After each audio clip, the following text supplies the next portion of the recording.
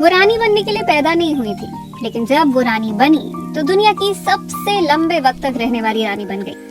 70 साल तक रानी रहकर उन्होंने अपनी पर दादी क्वीन विक्टोरिया का भी रिकॉर्ड तोड़ दिया।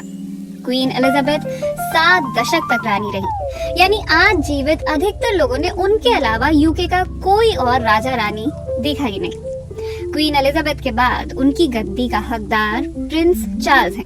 ये बात हमें सालों से पता है, यानी अगला राजा या अगली रानी कौन होगा, शाही घरानों में बच्चों के पैदा होते ही ये तय हो चुका होता है। लेकिन क्वीन एलिजाबेथ के साथ ऐसा नहीं हुआ था। उनका रानी बनना तय नहीं था। साल 1926 में जन्म हुआ प्रिंसेस एलिजाबेथ अलेक्जेंड्रा मैरी का। उस वक्त उनके दादा किंग जॉर्ज 5 यूके के राजा थे। जॉर्ज 5 के 6 बच्चे थे और नियम कहता है कि पहला बच्चा या पहला बेटा राजा का उत्तराधिकारी होता है। तो सबसे पहले बेटे को छोड़कर बाकी सब रिलैक्स थे कि हमारा तो राजगद्दी से कोई लेना देना नहीं। बात सही भी थी। जब किंग जॉर्ज 5 का देहांत हुआ तो सबसे बड़े बेटे एडवर्ड 8 बने राजा, लेकिन सिर्फ 1 साल के लिए, क्योंकि इन्हें तो हो गया था प्यार। अब राजघराना प्यार का दुश्मन नहीं था, लेकिन दिक्कत यहाँ ये थी कि एडवर्ड 8 को जिससे प्यार हुआ था वो थी डिवोर्सी। वो भी एक बार नहीं, दो बार। अमेरिका की रहने वाली वालिस सिम्पसन पहले 2 बार शादी कर चुकी थी। कुछ 10-10 साल बाद दोनों शादियां टूट चुकी थी। तो क्या गारंटी थी कि एडवर्ड 8 के साथ जब उनकी शादी होगी तो ऐसा नहीं होगा? ये सवाल मेरा नहीं है, ये उस वक्त राजघराने ने सवाल उठाया था। इससे पहले कभी शाही परिवार में ऐसा कुछ नहीं हुआ था। दुनिया कितने ताने देती कि हमारे राजा की कोई सोशल वैल्यूज ही नहीं है, किसी से भी शादी कर रहा है। लेकिन प्यार किया तो डरना क्या? एडवर्ड 8 ने कहा कि मुझे नहीं चाहिए आपकी, रखिए अपना ताज अपने पास, मैं जा रहा हूँ इस ताम झाम को छोड़कर सबसे दूर। ऐसा भी इस परिवार के इतिहास में पहले कभी नहीं हुआ था कि राजा अपनी जिम्मेदारी को खो दिया। एडवर्ड 8 ने अपने प्यार से शादी की और अपनी आखिरी सांस तक इस शादी को निभाया भी। लेकिन इन्होंने सिंहासन को ठोकर मारी तो उसकी जिम्मेदारी आ गई इनके छोटे भाई जॉर्ज 6 पर। 1936 में ये राजा बने। एलिजाबेथ की उम्र तब 10 साल थी। तब तक उनका बचपन नॉर्मल ही बीत रहा था। रईस परिवार में पल रही थी, लेकिन अब तक परिवार शाही नहीं था। पिता के राजा बनने के बाद सब कुछ बदल गया। जॉर्ज 6 से कोई बेटा नहीं था, बस 2 बेटियां थी, बड़ी बेटी एलिजाबेथ और छोटी बेटी मार्गरेट। और इन दोनों के बाद भी अगर राजा रानी का कोई बेटा पैदा होता तो राजा वो बनता। लेकिन क्योंकि ऐसा नहीं हुआ तो प्रिंसेस एलिजाबेथ अब लाइन में अगली थी। अब रानी बनने के लिए उनका नंबर था। पिता के राजा बनने के बाद उनके लिए सब कुछ बदल गया, क्योंकि उन्हें अब एक दिन रानी बनने की तैयारी करनी थी। ऐसे में उनकी और उनकी बहन की पढ़ाई घर में ही होने लगी। अब उन्हें वो सब्जेक्ट्स नहीं पढ़ाए जाते थे जो आम तौर पर बच्चे स्कूलों में पढ़ते हैं, बल्कि अब ट्रेनिंग रॉयल हो गई थी, कुछ अलग तरह की। उन्हें कॉन्स्टिट्यूशनल हिस्ट्री पढ़नी थी। भाषाओं में उन्हें अंग्रेजी के अलावा जर्मन और फ्रेंच पढ़ने थे। फिर एक अच्छी राजकुमारी को क्लासिकल म्यूजिक और डांस भी आना चाहिए। साथ ही जानवरों से और खासकर कुत्तों और घोड़ों से लगाव होना चाहिए। घुड़सवारी भी आनी चाहिए और शिकार करना भी। और इस सब के साथ साथ धर्म की भी अच्छी जानकारी होनी चाहिए। तो इन सब विषयों के लिए देश दुनिया से सबसे अच्छे ट्यूटर बुलाए जाते थे, एलिजाबेथ और मार्गरेट दोनों के लिए। अब आप सोच कर देखिए कि आपको स्कूल जाने की जरूरत नहीं है, स्कूल चलकर आपके पास आ जाए तो आपको कैसा लगेगा? हर वक्त घर में रहो, सबकी निगरानी में। टीचर आपके पास आ रहे हैं, आपके पास कोई क्लासरूम नहीं है, मस्ती करने के लिए बच्चे नहीं है, दोस्त नहीं है। तो जब घर वालों को इस बात का एहसास हुआ तो उन्होंने एक गर्ल स्काउट क्लब बनवा दिया। भाई राजकुमारी हो, बाहर कहाँ जाओगी, दूसरी लड़कियां यहाँ आ जाएंगी ताकि तुम्हें भी थोड़ा नॉर्मल लड़की टाइप फील हो। तो इस ग्रुप में शाही घराने की दूसरी लड़कियां भी थी और वहाँ काम करने वालों की बेटियां भी। 1937 में इसे सेटल किया गया और इसके 2 साल बाद सेकेंड वर्ल्ड वॉर शुरू हो गई। लेकिन जंग के दौरान भी ये ग्रुप मिलता रहा। वैसे दूसरे विश्व युद्ध के दौरान ज्यादातर शाही घराने के बच्चों को कहीं सुरक्षित जगह पर छिपने के लिए भेज दिया गया था, लेकिन एलिजाबेथ के साथ ऐसा नहीं हुआ। हालांकि ऐसा करने के लिए उन्हें कहा जरूर गया था, लेकिन उनकी माँ यानी रानी ने जवाब दिया, बच्चे मेरे बगैर कहीं नहीं जाएंगे, मैं राजा के बगैर कहीं नहीं जाऊंगी और राजा वो तो कहीं जाएंगे ही नहीं। तो दोनों बेटियां न केवल अपने ही देश में रहीं, बल्कि दोनों ने कहा कि वो अपने देश के लिए कुछ करना भी चाहती हैं, सेना में भर्ती होना चाहती हैं। शाही परिवार के बेटे सेना का हिस्सा होते हैं, लेकिन बेटियां नहीं। फिर भी परंपरा की परवाह किए बिना उन्हें वहां भेजा गया। हाँ, लड़ने के लिए नहीं, बल्कि मदद करने के लिए। एलिजाबेथ को ड्राइवर और कार मैकेनिक की ट्रेनिंग दी गई। वो सेना में लोगों की गाड़ियों की मरम्मत किया करती थी। जल्दी ही मीडिया ने उन्हें प्रिंसेस ऑटो मैकेनिक का नाम दे दिया।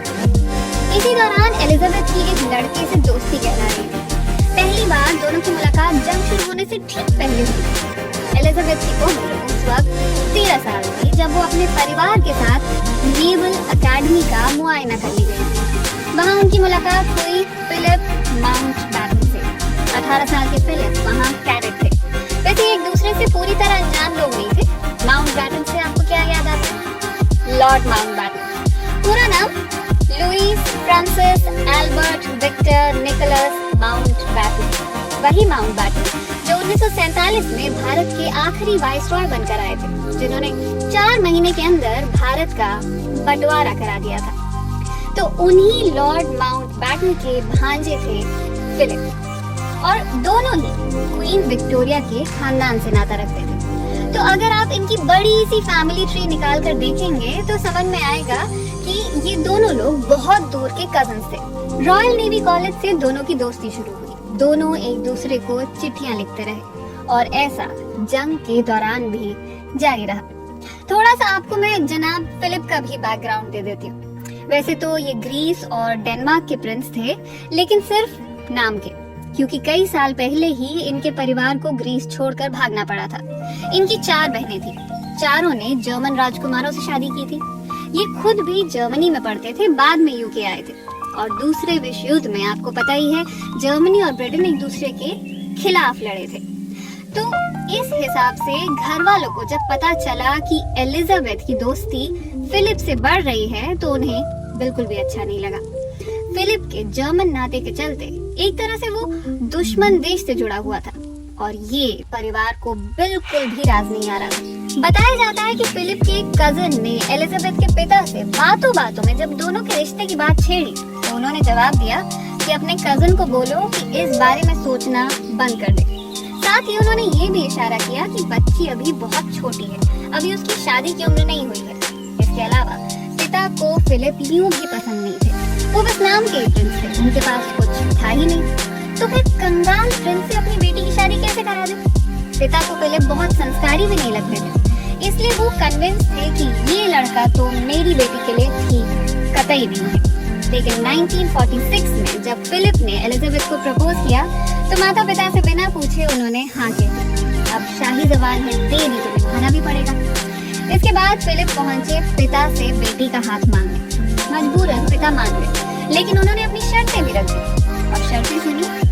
उन्होंने कहा कि पहली शर्त तो ये कि बेटी के 21 साल के होने से पहले शादी तो क्या, फॉर्मल तरीके से मंगनी भी नहीं होने दूंगा। दूसरा, फिलिप को अपने पिता का नाम छोड़ना होगा, अपने जर्मन नाते तोड़ने होंगे और माँ का सरनेम माउंटबैटन इस्तेमाल करना होगा। प्यार की खातिर फिलिप ने सारी शर्तें मान ली और Prince Philip of Greece and Denmark बन गए फिलिप माउंटबैटन। लेकिन अभी थोड़ी और मशक्कत करना बाकी था।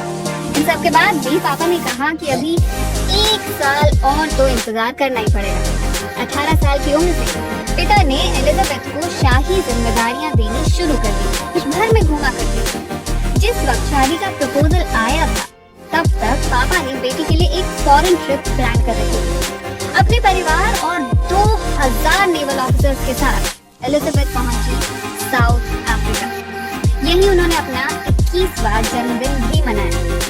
वापस आकर पिता ने धूमधाम से बेटी की शादी की। किसी मैच की लाइव कमेंट्री की तरह BBC रेडियो में इस शादी का लाइव ब्रॉडकास्ट हुआ था। टीवी पर लाखों लोगों ने पहली बार किसी राजकुमारी की शादी देखी थी। कितना बड़ा इवेंट होता है ना शादी। खाने की तैयारियां करो, कपड़े, ज्वेलरी, मेहमान, कितना कुछ सोचना पड़ता है। और कुछ ना कुछ तो हर शादी में गड़बड़ होता ही है। इसमें भी हुआ था। जी हाँ, हुआ ये कि एलिजाबेथ ने अपने सर पर जो डायमंड का टियारा पहना था, वो दरअसल उनकी नानी का था, जो कुछ 30 साल पहले बनवाया गया था। तो एलिजाबेथ जब वेडिंग गाउन पहनकर मेकअप करके जब वो रेडी हो गई और बैठी, तो उनके सर पर जब टियारा सजाया गया वो टूट गया। सोचिए आपकी शादी की ज्वेलरी फेरों से ठीक 2 घंटा पहले टूट जाए, क्या हालत होगी आपकी। ऐसी ही उनकी भी हुई थी, लेकिन उन्होंने जाहिर नहीं होने दी। 2 घंटे के अंदर शाही ज्वेलर ने मुकुट ले जाकर उसे रिपेयर किया और फिर वक्त रहते उसे वापस भी ले आया, और किसी को पता भी नहीं चला कि इतनी बड़ी गड़बड़ होते होते रह गई। यानी रॉयल लोगों की जिंदगी भी हमसे बहुत अलग नहीं होती है। खैर, शादी हो गई। 1 साल बाद प्रिंस चार्ल्स आ गए, उसके 1 साल बाद प्रिंसेस एन भी आ गई। परिवार पूरा हो। They lived happily ever after. Actually ये फेरी टेल्स का हैप्पीली एवर आफ्टर ना मुझे तो कभी समझ में नहीं आया। ऐसा लगता है कि इसके बाद से स्टोरी इतनी बोरिंग हो गई कि सुनाने के लिए कुछ बचा ही नहीं, इसलिए बस ये कहकर खत्म कर दिया कि हैप्पीली एवर आफ्टर। क्योंकि उतार चढ़ाव तो हर किसी की जिंदगी में होते हैं, हमेशा हमेशा के लिए कोई हैप्पी कैसे रह सकता है, मुझे तो समझ में नहीं आता। 1952 में किंग जॉर्ज 6 का देहांत हुआ। उस वक्त एलिजाबेथ और फिलिप केन्या के टूर पर थे। वहां से लौटकर प्रिंसेस एलिजाबेथ को क्वीन एलिजाबेथ बनना था। 129 देशों से लोग उन्हें रानी बनता हुआ देखने के लिए वहां पहुंचे, और उस दिन के बाद से 70 सालों तक वो क्वीन बनी रही। जब तक उनकी तबीयत ठीक रही वो दुनिया भर में घूमी।